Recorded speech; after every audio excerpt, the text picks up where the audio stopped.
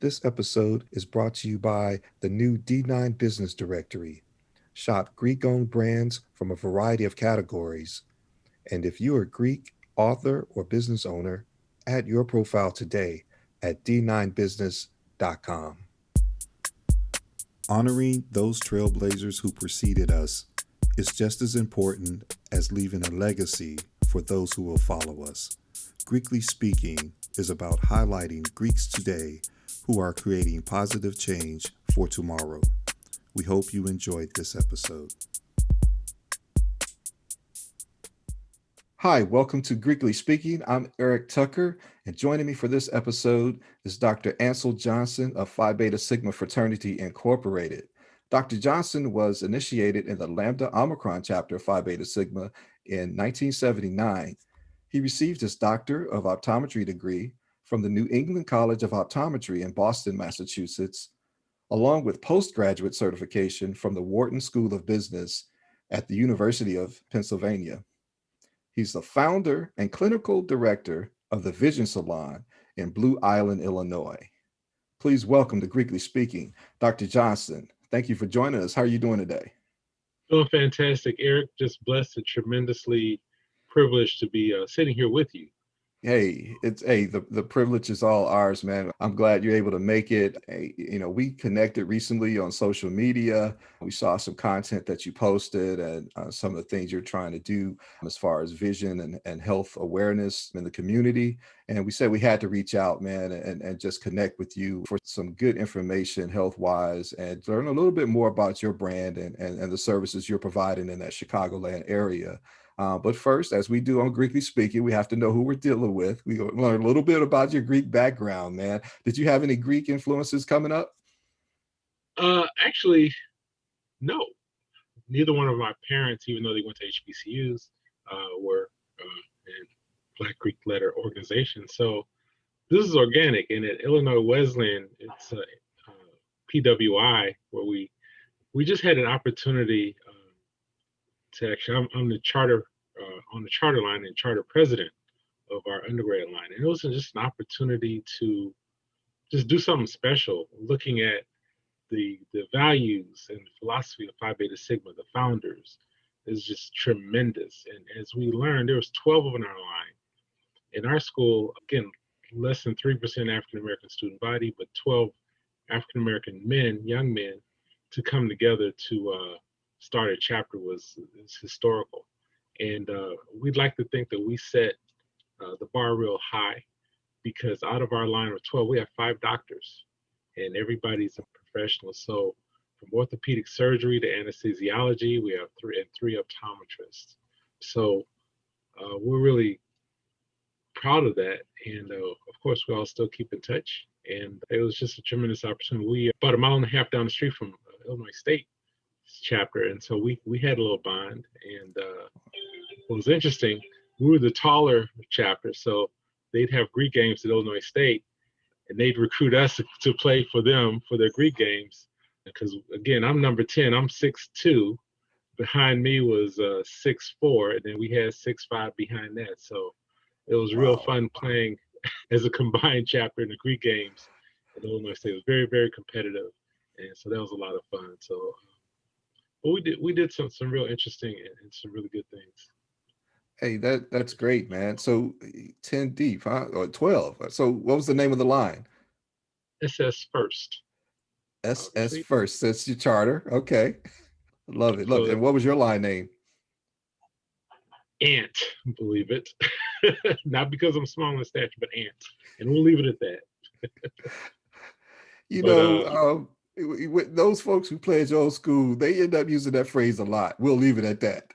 yeah, but in my greeting, I go by Dark Thunder, Chocolate Wonder, the biology progeny destined for optometry. So I like that one. I still remember it. Say that one more time. Big brother Dark Thunder, Chocolate Wonder, the biology progeny destined for optometry. Big brother that makes the alpha shake, kappas quake, and turns Q dogs into pups. That was my greeting. Old school. Old school. I thought you were going to add Big Brother Dean Almighty on the end of that, but that's all right, man. Hey, I love it. That is so far the number one greeting that we have heard on Greekly Speaking, and we're gonna have to come up with a Once in a spinoff just while. to dive deeper into those scenarios, man. But that's wonderful. That is That could be a wonderful, whole show. man. What was your greeting? What was your greeting? That would be a nice show. What was your greeting? Yeah, we won't get into mine because this is all about you. So, what came first, man? Your passion for Sigma, your passion for optometry. Wow. Well, I was a Sigma first, right? So, but I was obviously I was interested in being an optometrist too, and like I said, it was to be something special to.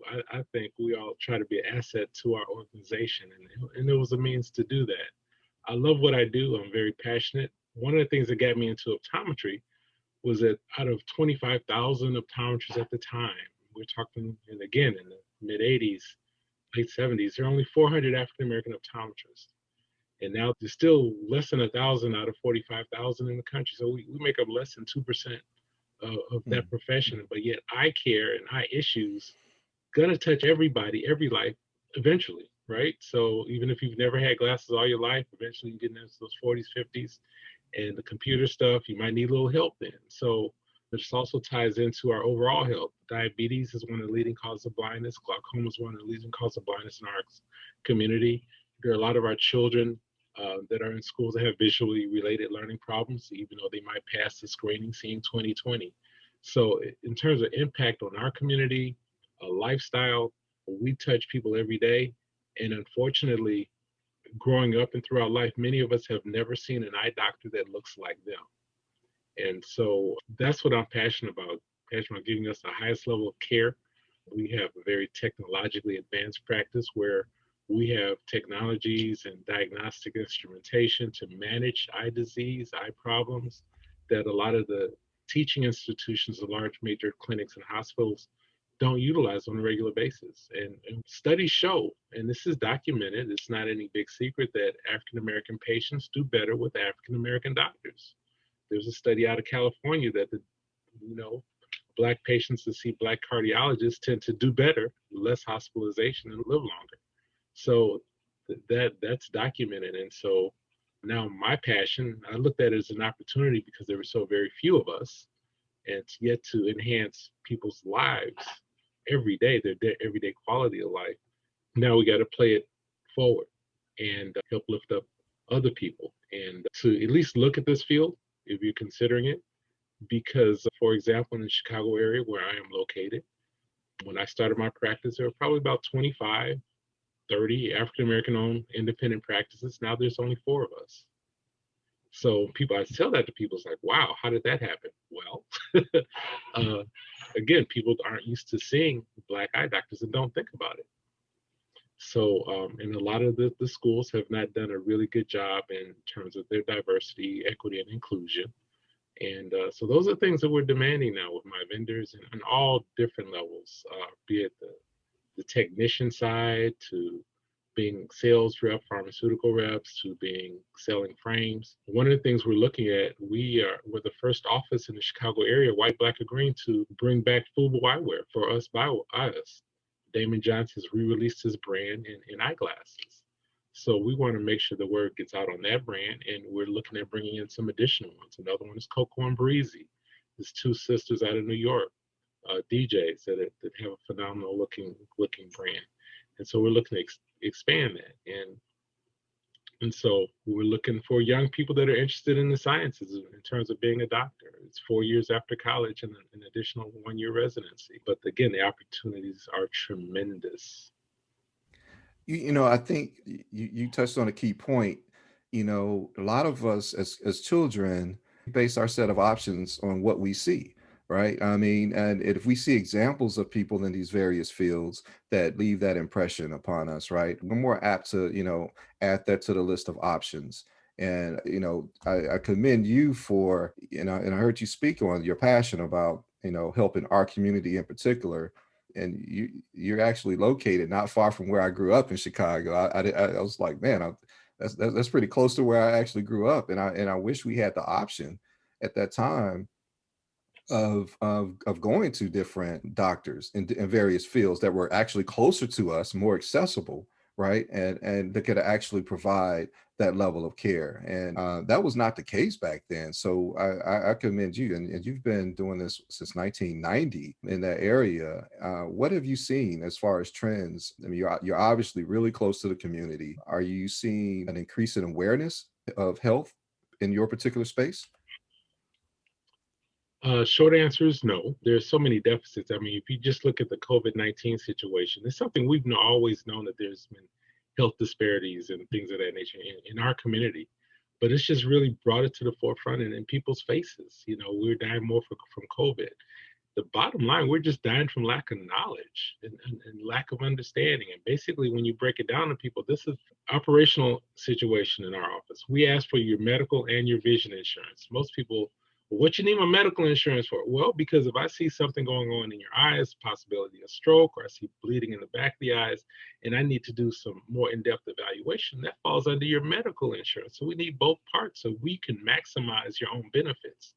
Whereas a lot of our people are going to corporate places where the business model is just simply to sell you glasses, and they don't get all deep into the other stuff. They may refer you out, you know, if something serious looks like, you know, might be in jeopardy, which is fine.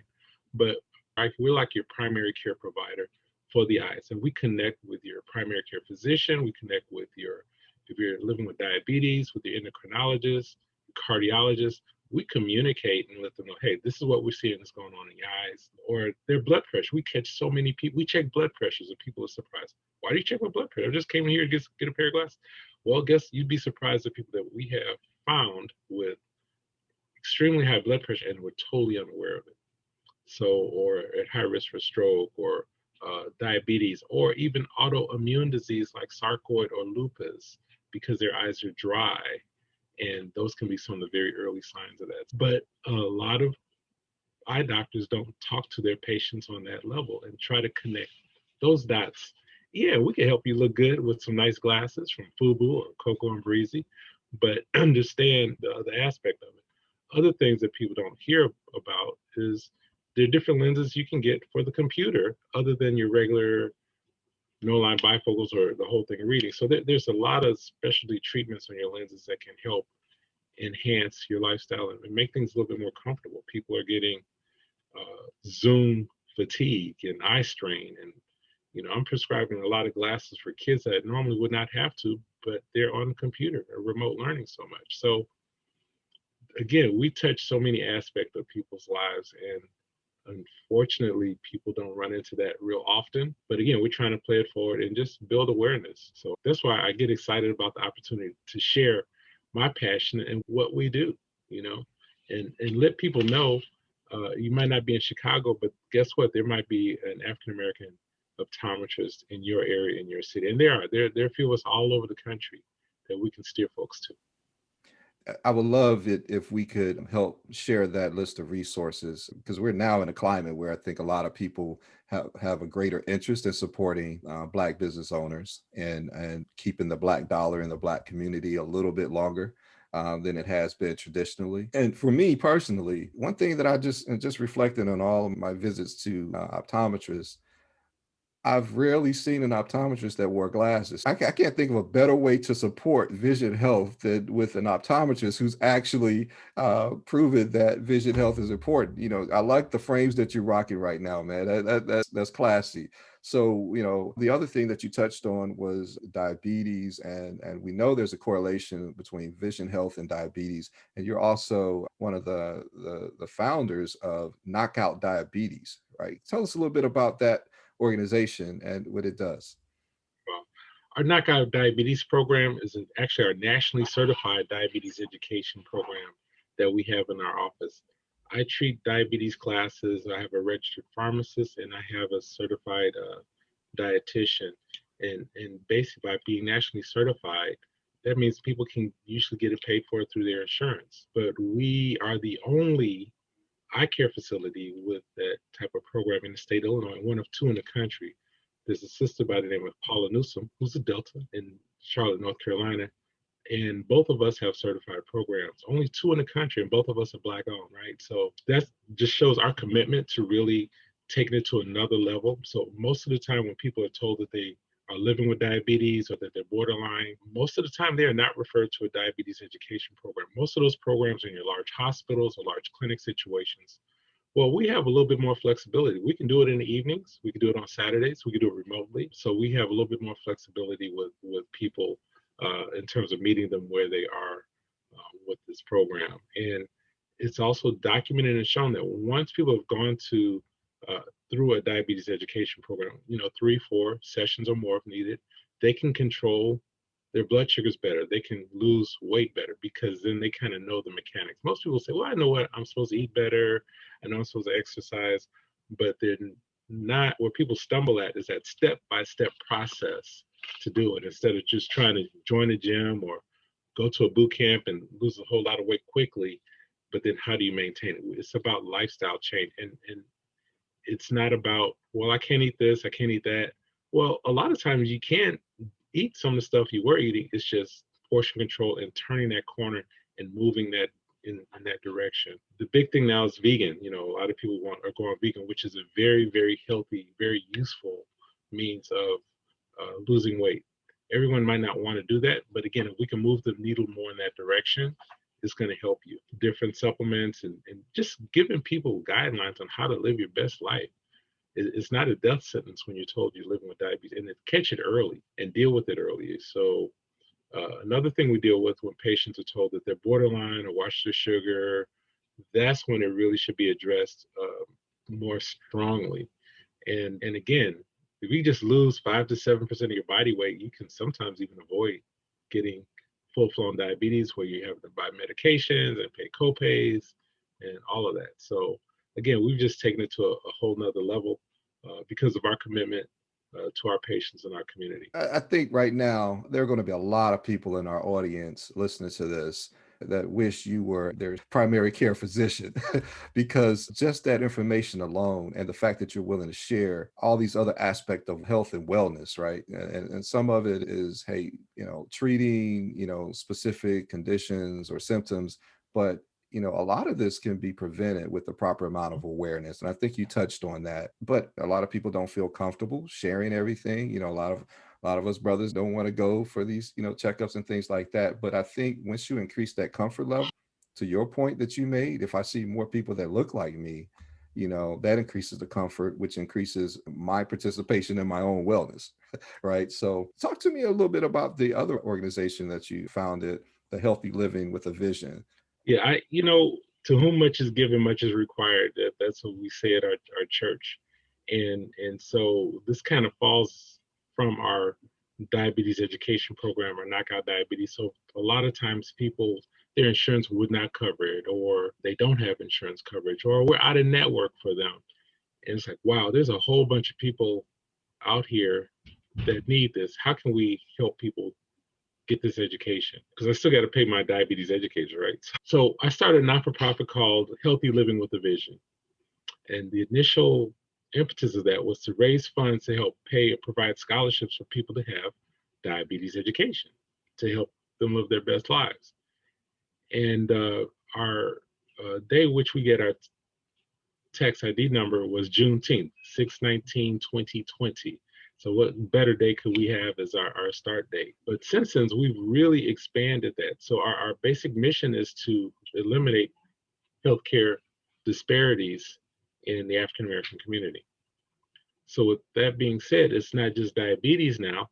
Now we've had some virtual town hall meetings on the COVID-19 situation and the vaccines. One of our board members, and I got to say, this is not just me, but we have a phenomenal board, is an African American physician that is board certified in immunology and allergy. So same credentials as Dr. Fauci. So he's our Black Dr. Fauci, and he's conducted, well, we've probably had about 5 or 6 of these town hall meetings, virtual town hall meetings with huge success and growing, listenership. So, and then we're also another project that we have on that, and we just found out today we have Comcast, who's one of our major sponsors, coming on board. But we also just did a town hall meeting on low vision, people that are legally blind that think they can't do they can't see, they can't, like drive, but there's so many things they can do to enhance their lifestyle and vision and function normally.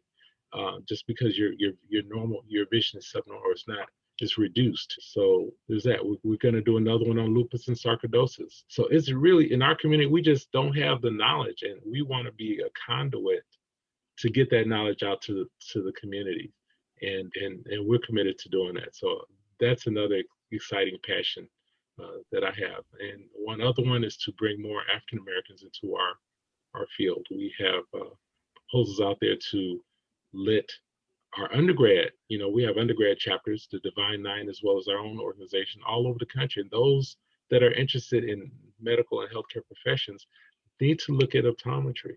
And we can kind of help walk you through that and into that process if you're interested, those that are listening to here. Because there's scholarship monies out there. Some of these schools is finally getting their attention. Wow, all the other ethnic groups have increased in their percentage. So if you ask them, well, what's the minority population of your school? Oh, what's 50%? How many of them are African Americans? Then you get crickets, right? So no, we're asking what's the number for us, because that's what we need to impact our health in our community better. You've been recognized by Black Enterprise Magazine as one of America's leading 101 African American doctors, and I can see why, man. I mean, when you have passion, I think it adds to what you're able to accomplish professionally and as far as in the community. And that's a wonderful thing to see. That's a great example. So we appreciate that. For those folks in that Chicagoland area, where can they find you again? We're located at 12812 Southwestern Avenue in Blue Island. We're just outside the South City limits of Chicago, near your old neighborhood. So we draw people from the north side, Chicago, west suburbs, south suburbs. So we're pretty easy to get to. Our phone number is 708 385 0013, 708 385 0013. And when in doubt, you can always find us on the web at www.visionsalon.com. Visionsalon.com. We're also on social media, Facebook, Instagram, Twitter, VSI Care under Twitter. And if you Google Vision Salon, you'll find us. Hey, I love it. Dr. Ansel Johnson with the Vision Salon in that Chicagoland area in Blue Island, Illinois. Thank you so much for the information and for spending a few minutes with us here on Greekly Speaking. I'm looking forward to hearing more about what you have going on with your foundations. So keep us posted, okay? And let us know if there's anything we can do to help support or promote anything you have going on, okay? Most definitely. Thank you so very much, and you be blessed.